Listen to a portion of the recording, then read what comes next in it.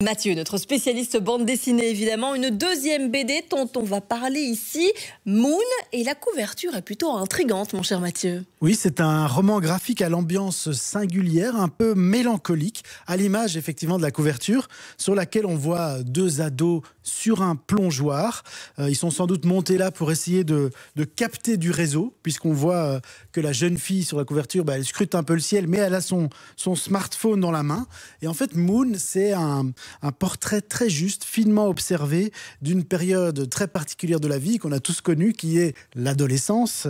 Et tout ça se passe dans un décor qui est original et omniprésent, celui d'une station balnéaire hors saison. Ah ouais. Donc une fois que les touristes sont partis à Paris, une fois que les touristes sont partis et que toutes les installations semblent comme abandonnées, une ville en hibernation pendant plusieurs mois. Et pourtant il y a bien des habitants dans cette station balnéaire abandonnée. Bah oui, justement, donc on va découvrir ces habitants, les touristes sont rentrés chez eux et là c'est la rentrée des classes, et donc dans cette petite ville au bord de la Méditerranée qui paraît complètement morte, avec ses plages désertes, ses campings abandonnés, les habitants, on va les découvrir. Il y a notamment des adolescents qui vivent là toute l'année et qui luttent un peu contre l'ennui dans ce décor particulier. On va suivre toute une série d'adolescents, notamment Luna, qui est la fille la plus populaire du collège, qui aime fumer en cachette le soir sous un abribus avec ses amis.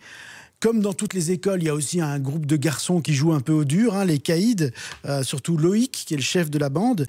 Et puis, tout ce petit monde passe énormément de temps sur le réseau social Snoop, une sorte de Snapchat ou TikTok, sur lequel les ados partagent leur mood du jour.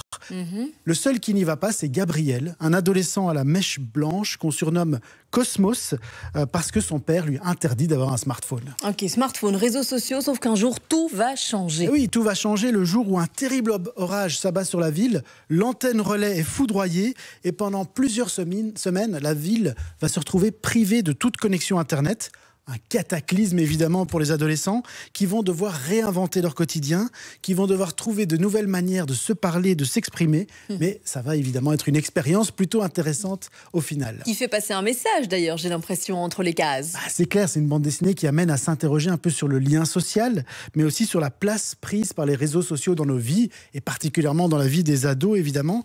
Et donc grâce aux dialogues qui sont très réussis, grâce aux personnages, l'auteur Cyril Pomès, il nous plonge avec beaucoup de talent dans ce monde de l'adolescence qui, quelque part, est différent de notre adolescence puisqu'il est tellement marqué par ses smartphones, mais qui en même temps reste l'adolescence universelle avec des jeunes à la recherche de sens, à la recherche d'amour. Donc c'est vraiment un très beau roman avec des très belles couleurs, signé Isabelle Merlet. Merci beaucoup Mathieu. Si on veut en savoir plus, il y a votre site age-bd.com.